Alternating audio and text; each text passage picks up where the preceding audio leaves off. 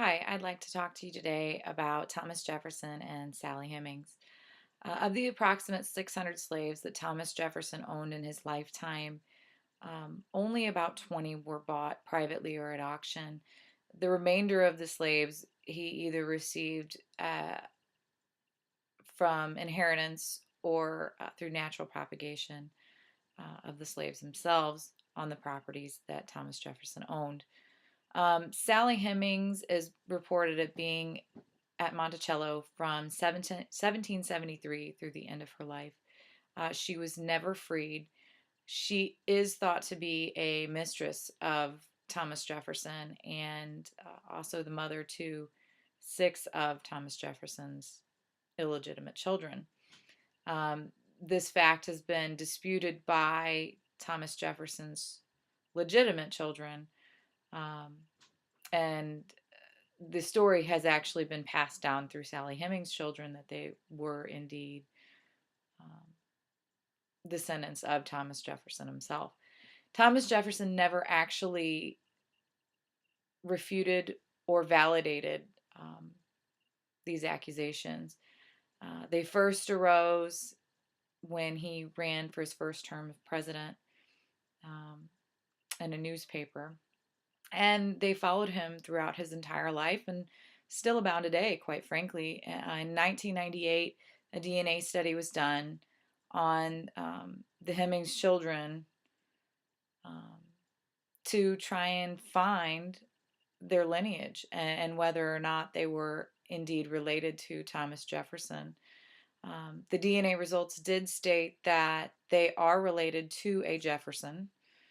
Um, and not to a car, as Thomas Jefferson's grandson stated during his lifetime. Um, the cars were found to not be a match at all in the DNA. And as of 2011, the official take on the whole Sally Hemings affair is that the children are related, in fact, to Thomas Jefferson's younger brother, Randolph, that he would be the father rather than Thomas Jefferson himself. But I have to posit as a historian that we need to objectively look at uh, the possibilities. The simple fact is that Thomas Jefferson was at Monticello with Sally Hemings during the times of the conception of all six of her children. So certainly there is a possibility there. And I think the fact that he didn't deny it might be a little telling as well. But basically the times that they lived in, I mean, this sort of behavior was not atypical. Um, it certainly was normal for slave masters to have sexual relations with one or more of their slaves, and for children to be born um, from those relations. It certainly wasn't unheard of. I think it was something in genteel society that was not necessarily talked about a whole lot.